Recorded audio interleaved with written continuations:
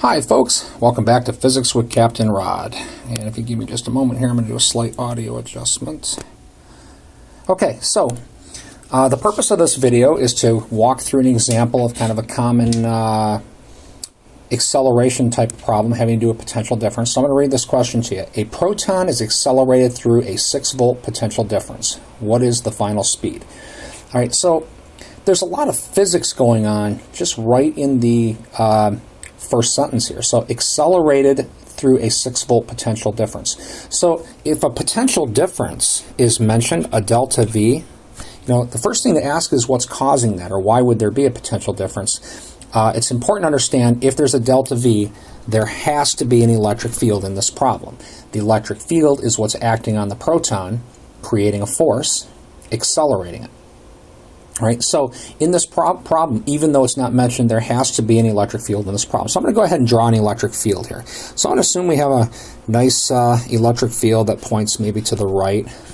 I could have put it up, down, any direction I want, doesn't really matter.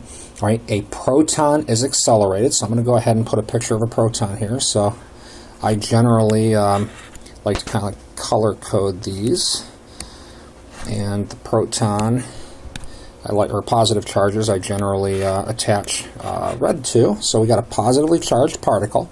Right now, the charge of a proton, the numerical value is 1.6 times 10 to the minus 19th coulombs. That's something we're probably going to need. The mass of a proton is 1.67 times 10 to the minus 27th kilograms. I'm sure these are things here. Now, let's get back to the physical problem here. So we have our proton here. It's sitting in this electric field. We don't know a value of the electric field, but that's okay. Now let's go through all the things that would happen to this proton. Because there's a field, there would be a force, and that force would be to the right. Okay. Now, if I knew the electric field, I could calculate the force from charge times the electric field strength because of how the electric field is defined. You remember, the electric field is defined as force per unit charge. You just rearrange that equation.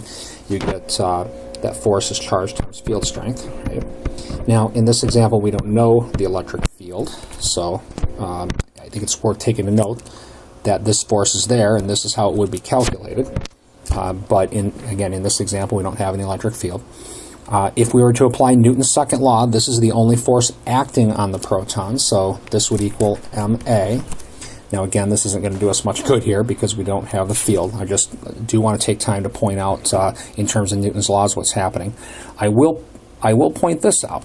We do know that this proton is going to have an acceleration. So the way it's going to behave, I can use a motion diagram to kind of describe the motion of the proton. Remember, the motion diagram is the little dot, dot, dot.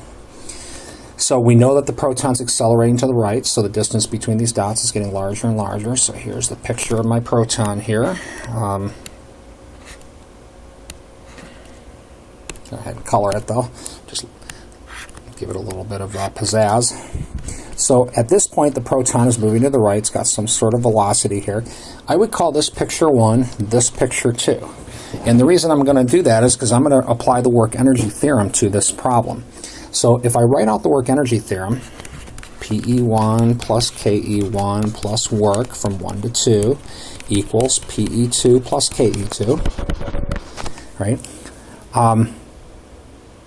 And I look at this problem, I can describe the effects of the electric field using a potential energy term, right? Let's talk about this potential difference.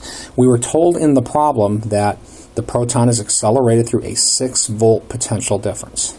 Now remember, electric potential is defined as potential energy per unit charge. So when we're given a potential difference, we're given information that is relevant to the work energy theorem. Specifically, if you rearrange this equation here, you can see that potential energy is equal to charge times potential. So that's why we would use the work energy theorem on this problem, because we're given information about the electric potential, and electric potential is linked to the potential energy. So when we're going to use potential energy terms, right, first thing we typically do is define a datum. We could either put the datum at the starting point or the finishing point. It doesn't really matter. I'm going to go ahead and put the datum right here. So what I'm doing basically is saying that the electric potential here is equal to 0, and therefore the potential energy is equal to 0. This is similar to choosing a gravitational datum. And when working on gravity problems, usually what I do is I use the lowest point in a diagram to set the datum. And that's kind of what I did here. This proton's accelerating to the right, so I'm using this point to the right to define my datum. Now, over on the left, we'll have a positive potential energy term. All right, so again, if you see my video about electric potential, you can define a 0 anywhere you want. So in this example, I'm defining that here. And then this line would be an equipotential because of the direction I've got the electric fields pointing to the right. So anyway, let's get through the equation here. So PE2 is 0. That's because of where I put the datum. While I'm at it, I'll do the KE2, 1/2 mv squared. I would put a 2 on that velocity, but it's the only velocity in this problem, so I'm going to go ahead and just leave it v. All right. Let's look over here. KE1 would be 0 because at position 1 here, the proton's starting from rest. It doesn't have a kinetic energy yet. The potential energy term can be written, and I'm looking right here, as charge times electric potential. You know, presuming we know the electric potential at that location. The work term is 0, and I'm going to talk a little bit about why. Okay, work is force times distance. The only force exerted here is this one, created by the electric field. But the electric field is linked to the concept of the electric potential. See, we have a potential at this location of 6 volts because of the electric field. So, long story short here, because we're using a potential, we've already taken the electric field into account. It'd be a little bit like in a gravity problem if you drop an object from a height h.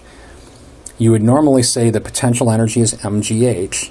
As it falls, there would be no work term, and then equals the kinetic energy, 1/2 mv squared. If you use the mgh under a potential energy term, you don't put a work term for gravity because you'd be taking it into account twice. Well, in a similar sense here, if we use a potential energy term, that's the potential energy from the electric field. We wouldn't want to put another work term here because if we did, we'd be taking in the electric field into account twice. So I'm going to go ahead now and just simplify this equation down. Charge times potential equals 1/2 mv squared. And now putting in numerical values. The charge is 1.6 times 10 to the minus 19th coulombs. The potential, now this is a 6 volt potential difference stated in the problem. I put the 0 over on the right. So up over to the left, we're up into the field. That's 6 volts higher in potential. So this is going to be 6 volts. Remember, a volt is a joule per coulomb. Equals 1/2 times the mass of a proton, which is 1.67 times 10 to the minus 27th kilograms, times v squared. So, where this 6 volt goes, it depends on where you put the datum. Where I put the datum, my PE1 term is going to be charge times 6 volts. Had we put the datum, say, in the middle, the PE1 would be charge times 3 volts, and the PE2 would be charge times a minus 3 volts. If we put the datum here at position 1, the PE1 term would be 0. The PE2 term would be charge times minus 6 volts. So again, if you're confused about that, go back and review. I made a video about electric potential. And I'm going to go ahead and just pause this for a moment and see if I can find that speed there, v. Alright folks, I'm back. I went ahead and calculated v, and I get a final velocity of approximately 3.4 times 10 to the 4th power meter per second. You know, that's 34,000 meter per second. Now that might seem a little high. You know, if you're talking about bullets and baseballs and cars and things like that, you know, 10 to the 4th meter per second is pretty fast. When you get to the scale of the electron, though, or the atomic scale, protons, electrons, things like this, 10 to the 4th meter per second is the speed of molasses in the world of protons and electrons, so that's not fast at all. Nothing's really considered to be fast, I would not say, until you're 10 to the 6th, 10 to the 7th meter per second or so. And when you approach 10 to the 8th meter per second, you know, other types of physics come into play, and I'll be making videos about that later. But for now, here's an example of how to write a work energy theorem equation for a problem where a particle is accelerated through a given potential difference. And hope this helps. Have a great day.